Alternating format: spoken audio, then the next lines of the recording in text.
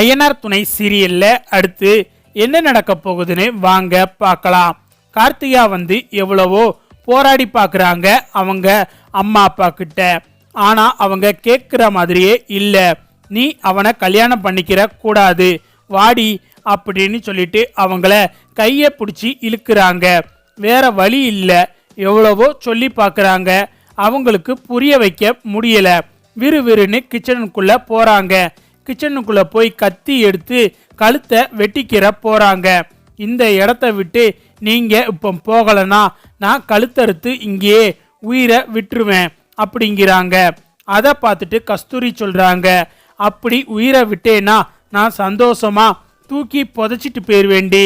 ஆனா ஒரு காலமும் இவன் கைனால உன் கழுத்துல தாலி கட்ட விட மாட்டேன்டி அப்படின்னு பேசுறாங்க. அப்பந்தான் பாண்டியன் இதைத்தான் நான் எதிர்பார்த்தேன் சபாஸ் அப்படிங்கிறாங்க.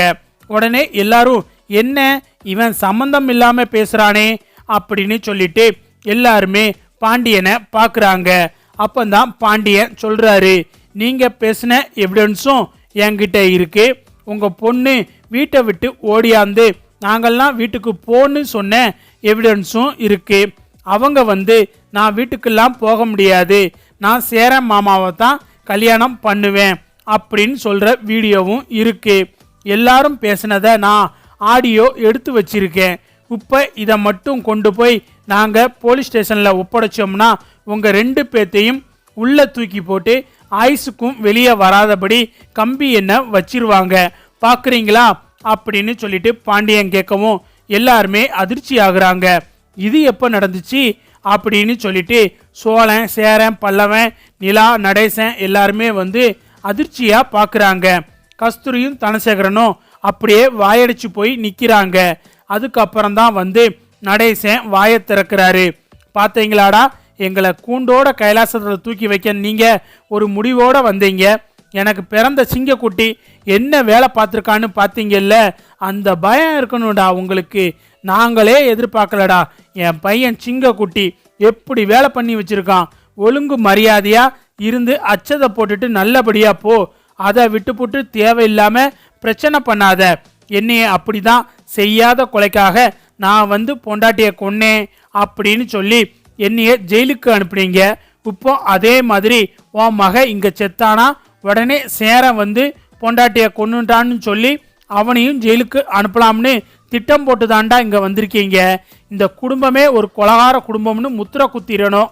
இந்த சொத்தை நம்ம இந்த இருக்கிற ஒத்த ஓட்ட வீட்டையும் நம்ம அனுபவிக்கணும் அப்படிங்கிற ஒரு முடிவோட தானடா கணக்கு போட்டு நீங்கள் இங்கே வந்திருக்கீங்க. இப்போ முடிஞ்சிச்சா?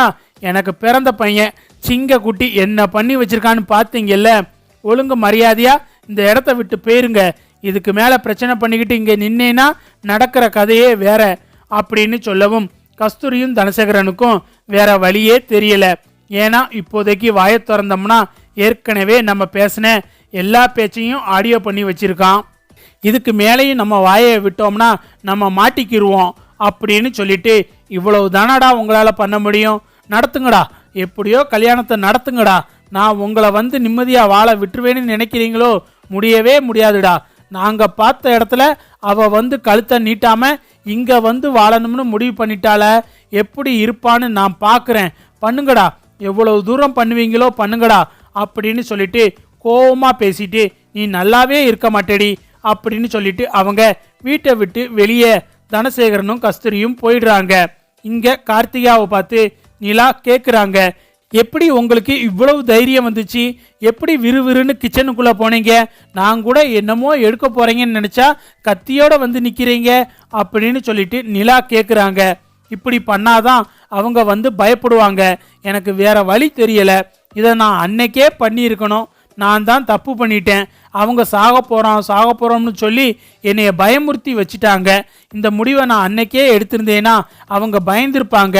நானும் எவ்வளவோ போராடி பார்த்தேன். ஆனால் ஒன்றுமே நடக்கலை. இவங்க கிட்ட இனிமே நம்ம வாயினால் பேசினா அது சரிப்பட்டு வராது அப்படின்னு சொல்லிட்டு தான் நான் கத்தி எடுத்து இந்த முடிவுக்கு வந்தேன் அப்படின்னு சொல்லவும் அப்போ சோழன் சொல்கிறாரு, அப்படி நீங்கள் மிரட்டியுமே அவங்க நீங்கள் செத்தா சாகட்டும் தானே சொன்னாங்க. அப்போ கூட அவங்க கல்யாணத்துக்கு ஒத்துக்கடலையே அப்படின்னு சொல்லிட்டு சோழன் சொல்கிறாரு.